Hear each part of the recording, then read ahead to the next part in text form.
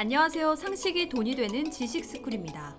외국인이 한국 시장에 들어오면 무엇을 살지를 그대로 보여줬다. 미국의 반도체 기업 인텔이 7나노미터 공정 도입에 차질이 있다며 반도체 설계는 인텔이 하더라도 생산은 반도체 제조를 전담하는 기업에 넘길 수 있다는 발언을 했습니다. 인텔처럼 반도체 설계와 생산 기능을 모두 갖추고 있는 종합 반도체 회사로서는 굉장히 굴욕적인 선언이었는데요. 인텔이 반도체 생산 외주화를 선언하면서 반도체를 위탁받아 생산 공급하는 파운드리 업계의 전체 파이가 커졌습니다. 현재 7나노 이후의 공정으로 반도체를 양산할 수 있는 전문기업은 대만의 TSMC와 우리 삼성전자뿐입니다. 물론 파운드리 업계의 최강자는 아직 TSMC지만 삼성이 무서운 속도로 성장하고 있기 때문에 아마 삼성도 인텔의 덕을 볼 수 있을 것으로 분석됩니다. 삼성은 지금 스마트폰, 가전제품, 기계 컴퓨터까지 만드는 종합 반도체 회사인데다 이미 퀄컴의 5나노미터 EUV를 공정한 반도체 칩도 만들고 있어서 TSMC와의 경쟁에서 힘이 더 커지고 있습니다. 그래서 어쩌면 TSMC보다 삼성이 인텔의 GPU 외주까지 맡게 될 가능성도 있죠. 게다가 삼성은 이미 반도체 미래를 살피며 발빠르게 움직이고 있습니다. 이젠 5나노를 넘어 공정이 더 어려운 4나노 2세대 공정도 개발 중이거든요.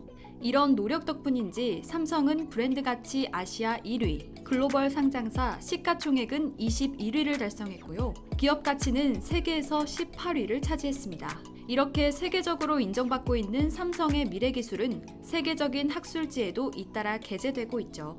삼성뿐만 아니라 한국 기업들의 약진도 눈에 띕니다.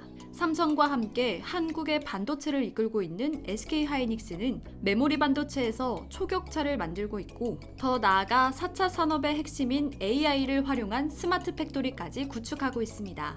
지금 삼성과 SK하이닉스는 전 세계 메모리 반도체의 70%를 차지하고 있는데요. 그래서 한국 반도체 산업을 견제하려던 일본마저도 한국 디램을 쓰고 있는 상황이라고 합니다. 반도체 외의 다른 분야에선 LG가 선전하고 있습니다. LG가전은 세계 가전제품의 절대 강자로 불렸던 미국의 월풀을 꺾고 세계 최강의 자리에 앉았고요. 디스플레이 시장은 애플의 OLED 수주까지 따내면서 앞서가는 모습을 보여줬습니다. 전 세계가 코로나 때문에 멈춰있는 와중에도 한국은 다양한 분야를 선도하며 전 세계의 제조업 강국으로서의 위엄을 보여줬는데요. 최근엔 지금까지 볼 수 없었던 분야에서마저 전 세계를 깜짝 놀라게 했다고 합니다. 과연 한국이 세계를 놀라게 한 일은 뭐였을까요? 영상 시작 전 좋아요와 구독 부탁드립니다. 전 세계가 인정하는 가치 투자자 워렌 버핏이 인정한 바로 그 책 오른쪽 버튼을 눌러보세요. 인공태양 다들 들어보셨나요? 태양이 에너지를 내는 원리를 이용해 핵융합으로 태양 같은 엄청난 에너지를 만드는 건데요. 지금도 사실 풍력이나 수력 같은 재생에너지 시장이 떠오르고 있지만 만약 인공태양 프로젝트가 성공하게 된다면 그 어떤 에너지원보다 압도적인 비중을 차지하게 됩니다. 바닷물에서 중수소라는 연료를 무한히 얻을 수 있고 방사성 폐기물이 생기지 않는다는 장점이 있기 때문이죠. 이 엄청난 인공태양 프로젝트에 한국이 참여하고 있습니다. 국제 핵융합 실험로 이터라 불리는 글로벌 인공태양 프로젝트는 한국을 포함해 미국, 유럽연합, 중국, 러시아, 인도, 일본까지 7개국이 참여합니다.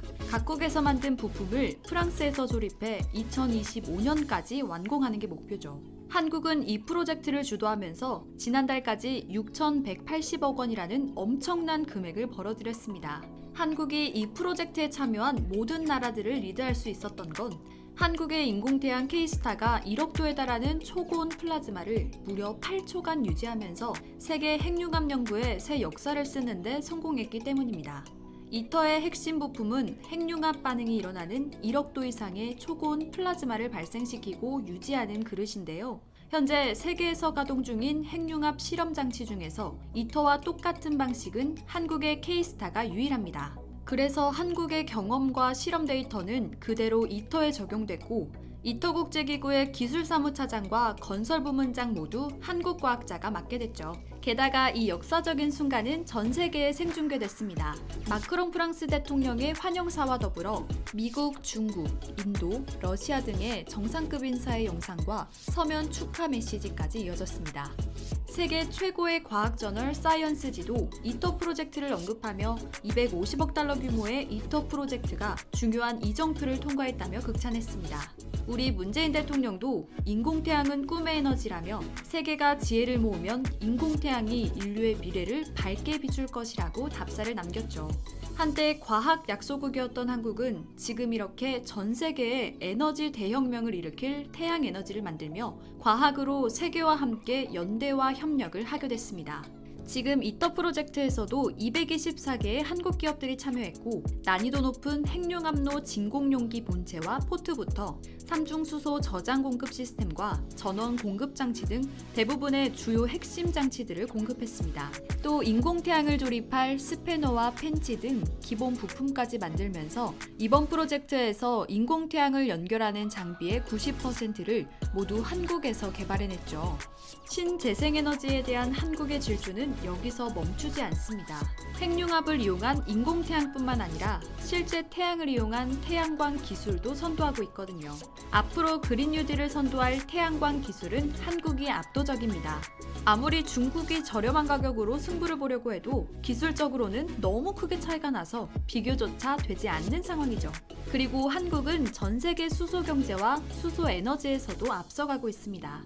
수소 차량은 일본을 제치고 세계 시장에서 1위를 차지하고 있고요. 6월부턴 세계 최초 최대 부생수소 연료전지 발전소가 상업운전을 시작했습니다. 부생수소 연료전지는 석유화학 공정에서 발생하는 부생수소를 연료로 활용해 전기와 열을 생산하는 고효율 발전 시스템입니다. 대기 오염물질이 전혀 발생하지 않아 친환경적이고 초미세먼지까지 거를 수 있는 내장 필터가 있어 공기 정화도 됩니다. 게다가 다른 신재생 에너지에 비해 안정적이고 설치 면적당 발전량도 큽니다. 미국의 언론사 블룸버그는 이러한 한국의 그린 뉴딜 정책을 대대적으로 보도했습니다. 유엔과 유럽에서도 그린 뉴딜에서 앞서 나가는 한국과 협업을 원하고 있죠. 정세균 국무총리도 세계 최초 부생수소 발전소 준공식에서 이렇게 소감을 밝혔습니다. 이제 한국은 그린 뉴딜을 통해 수소 경제 세계 1위를 눈앞에 두고 있다. 이렇듯 한국의 수소 경제는 전 세계 수소 연료전지 보급량의 40%를 차지할 만큼 뛰어난 기술력을 보유하고 있습니다. 또 앞으로 2040년엔 수소 산유국으로 발전할 수 있도록 수소 경제 컨트롤 타워를 세워 전 세계 수소 경제를 선도할 준비를 하고 있죠.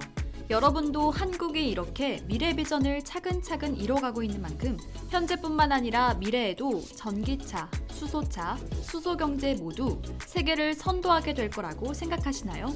이와 관련된 여러분의 다양한 의견 댓글로 남겨주세요.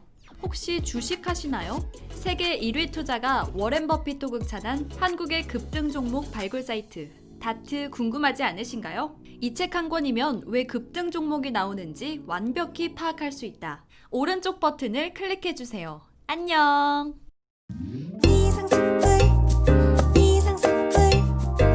주식을 모르면 이상스쿨. 주식 모르니? 이상스쿨.